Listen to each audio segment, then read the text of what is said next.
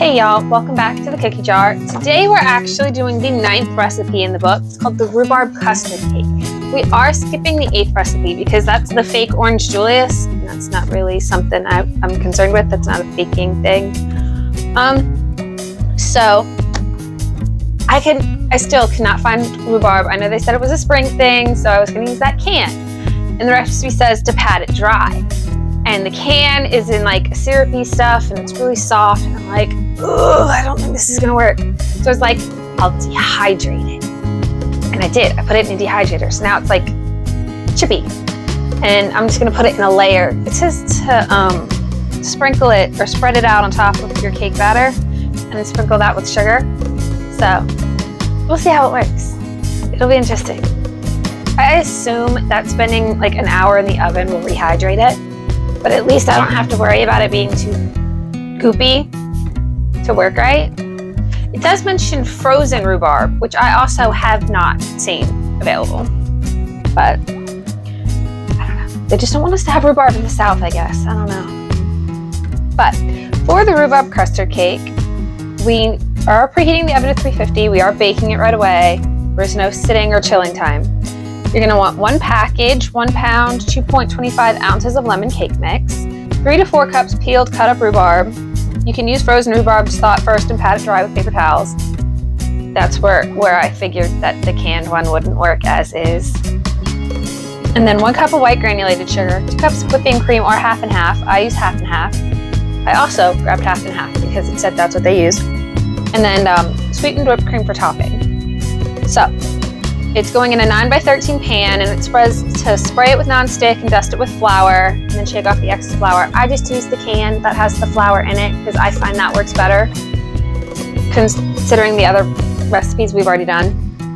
And then you're going to make the cake batter as is described on the directions. I think the one I have is 1 cup of water, 3 eggs, and half a cup of vegetable oil. So you're also going to need that, which isn't included. I personally feel like when they use that kind of thing, they need to put like a little note and things on the box, you know? But that's just me.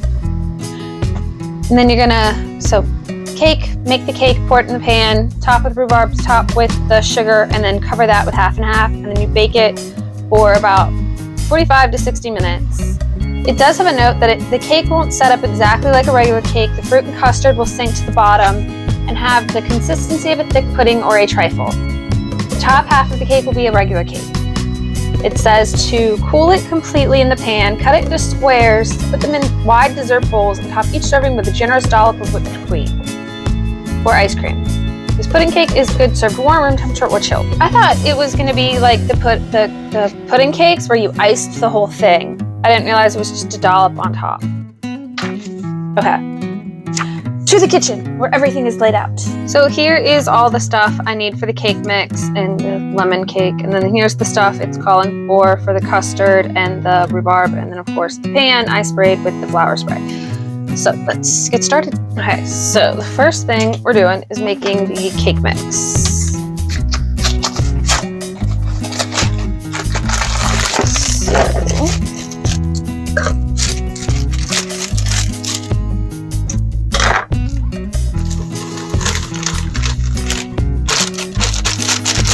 Mix, and then 1 cup of water,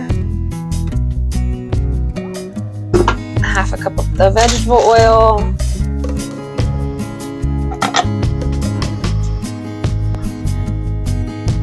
and 3 eggs. Alright. So now that the batter is mixed, we take our 9x13 and we pour it in. Once we have that, tappy, because, you know, I'm neurotic. And then I'm just going to take the dehydrated piece. I'm trying to think how best to do this. And I think what I'm going to do is try to figure out what each slice would be, and then make sure there's at least 1 piece of rhubarb per piece. And then maybe just kind of sprinkle the rest. I thought about crushing it up and sprinkling it in there, but I didn't. I was on the fence about it. But I thought about it. I did think about doing it that way.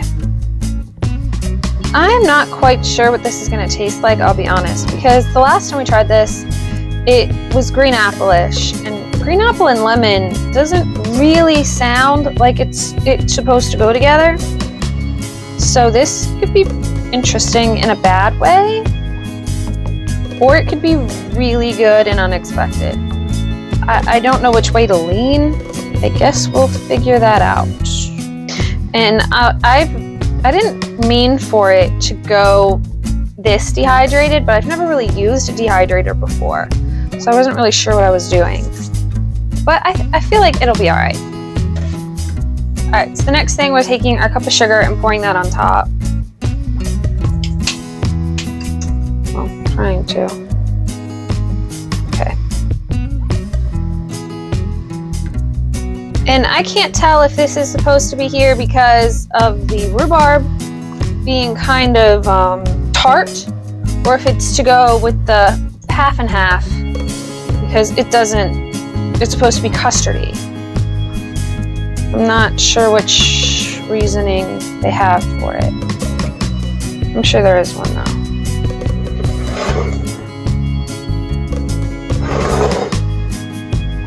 This seems like a lot of sugar.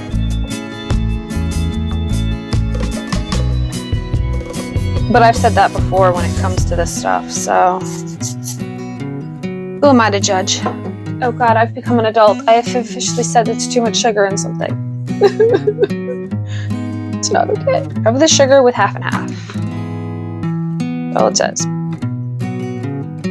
So it doesn't look like much. So here's the top and the side. Apparently the sugar, the fruit, and the half and half is supposed to sink to the bottom, and the cake's gonna rise up. So we'll see what happens. The oven's at 350, and we'll start at 45 minutes and go until it's done. So I have an issue. It's been 45 minutes. The cake comes out, like, to stab a tester in it, completely clean. There is all of this half and half at the bottom that's just sitting there boiling. Well, it's calmed down since I took it out of the oven a second ago. Do I put it back in? Is it supposed to absorb? Do I let it sit for, 30 minutes? And the rhubarb did not sink. But I don't know what to do with this. The cake is cooked, so it's done. What about all that extra half and half? I guess I'm just gonna leave it and hope it absorbs into the cake. So this is what we have, basically. The rhubarb didn't sink to the bottom. Most of it stayed at the top. And it definitely isn't as custardy as they made it sound to be. There is like cream that didn't soak into the cake that's pooling on the bottom. I don't know if that's supposed to soak in at some point or what happened with that. I assume the longer it sits, the more it'll soak. That's the only thing I can think of. But we've got the whipped cream, we've got the lemon cake, we've got a piece of the rhubarb. The sugar kind of left a little bit of a crunchy top. We are keeping with the custardy theme, and we are doing strawberry custard squares. I'm not sure if this squares, and I guess that could be like this, and you just cut it into squares. I'll have to look into that. But if you're interested in seeing what those are about, join us next week. I hope you love these. Have a good one. Bye, guys.